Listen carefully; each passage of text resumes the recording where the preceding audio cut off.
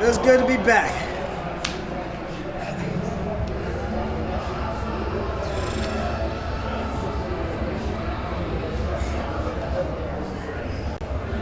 I need a nap. I need like a power nap. I'm charged up for the night.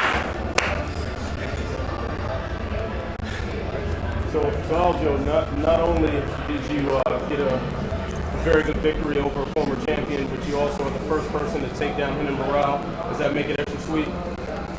You know what? That's the power of the media, man.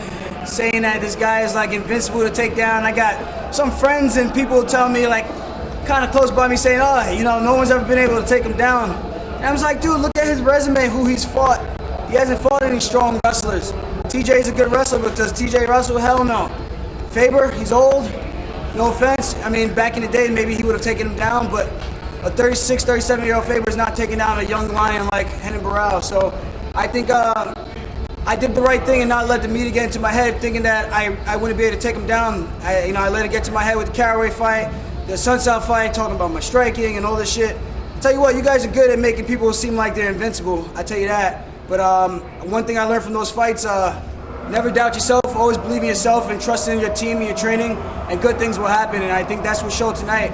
You know, 100% takedown defense, but guess what? You haven't ran into the funk jitsu, motherfucker. You guys had a pretty intense standout on media day. What exactly were you guys saying to each other? I told him, it's my time. Hey, I minha vez. I learned that, Português. It's my time. It's my turn.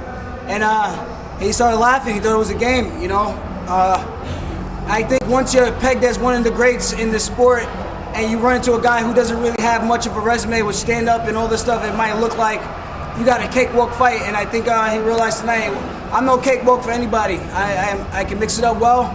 I can fight with anybody, hang with them on the feet, in the clinch, and on the ground. So I'm strong, man. I'm hungry. My birthday is this Monday. I'm 28 years young. And I'm excited to take the world. I just be a former world champion, so I don't know what that means. I'm here to stay. You know, if I wish you now, this is the biggest win of my career.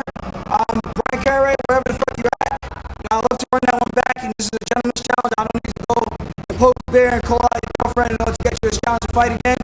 I think you're probably man enough to face me and get this rematch going so I can right the ship. Sensei is going to get his too. And Cody Garbrandt said I'm overrated. I'm coming, man. Funk Jitsu is here to stay. This is no joke, man. I'm getting better every single time I step in the octagon. It's my third fight for the year. I'm looking to get 4. And each fight, I get better every time, just like wine. So we're going all challenges. What'd you grade? If I'm going to grade my performance, I'm going to say probably between a C and a B. You know, I think I had a better game plan, better sparring sessions than what I showed tonight. I missed time that step-in hook kick, and he took me down in that first round. You know, I did good weather the storm, not giving up too much damage on the bottom. You know, I almost had that triangle choke, but he managed to get out. And that's it, man. Just get better every single time I step in the octagon and, you know, put in the work, put my head down, and just keep pushing forward. That's all you can do, just like anything in life. Sometimes you're critical of your performances afterwards. Overall, say that you are happy with this one? I'm definitely happy. I really and truly did believe I was going to get the finish. Second round, I said it. You know, it's so funny. At the stare down, he said to me, he said, like, oh, 2 rounds. I was like, oh, this motherfucker thinks it's a game. So we get there, second round, I get him down. I'm like, back in my head, I'm like, I remember exactly what you said at the stare down, buddy. I'm ready to drop these elbows in your face and show you it's not a game. You know, I'm not here just talking. I really do these things in training. And I would have loved to have gotten him out of there. I think it would have been a bigger statement to everyone around. But you know, a win is a win. I'll take it how I can get it. And I think that was a pretty dominant one.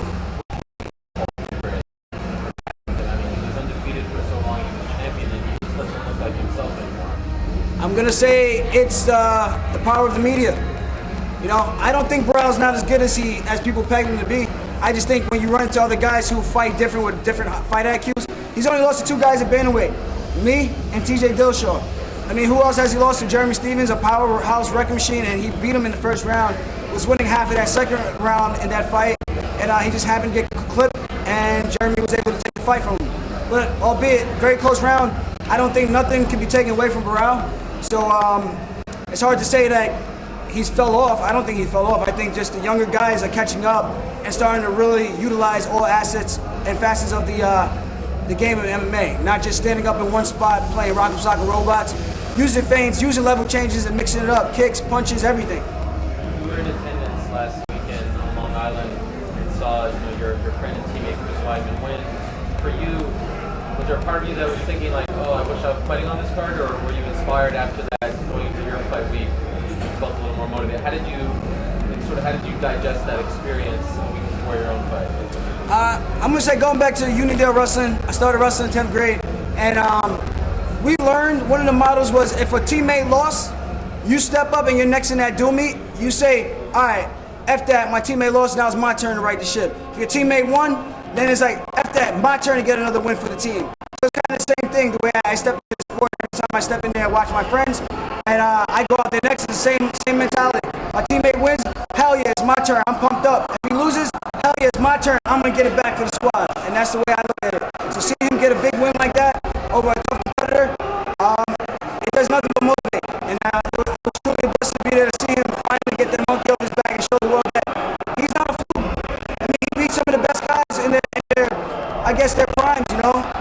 Lyoto Machida, Vitor Belfort, you know, he was a little bit slightly on the older side, but you get what I'm saying. He beat some of the best guys in the world, so to people to write him off that easily, it's kind of like, damn, he beat himself. It's not like he was outclassed. So that's kind of the way I look at it.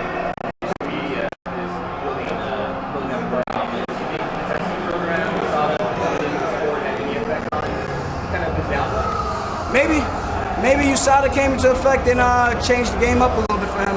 Nah, I can't really say that. In the back of my mind, I'd be the former world champion, and nobody's gonna take anything away from me in this victory. This is a huge win for me in my career, and I ain't gonna let nobody put a damper on my parade. I'm going out, I got my dancing shoes ready. We going to the Heat nightclub tonight. I'm getting my drinks, anything's possible. A little Douce on the rocks, bourbon and ginger ale. Let's go, baby. Dancing time, Funky City tonight. I don't know. I'm waiting for them to figure those things out so I can eventually fight my hometown.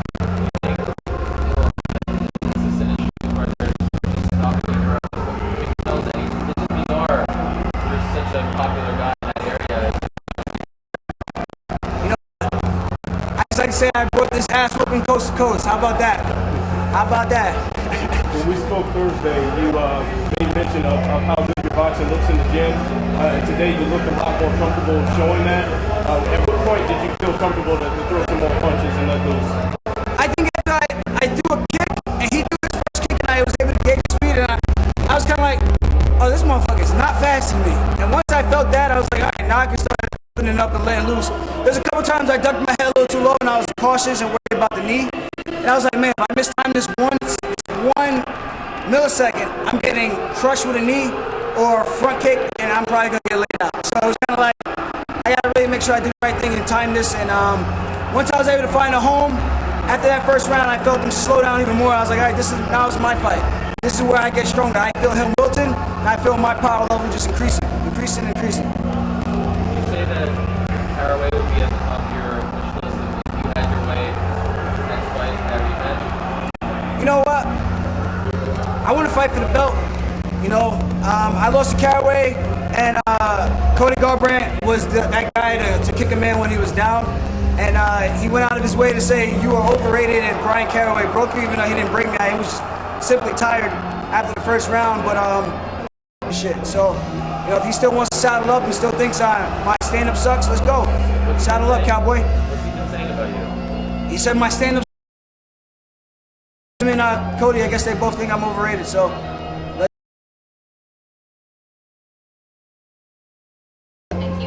Funky City. If you guys need some houses, some property, I got a house in Austin, Texas, and I got one in Phoenix, Arizona. Let's go. Me and Ally Quinta Realty, baby. Fighting Owls. Woo!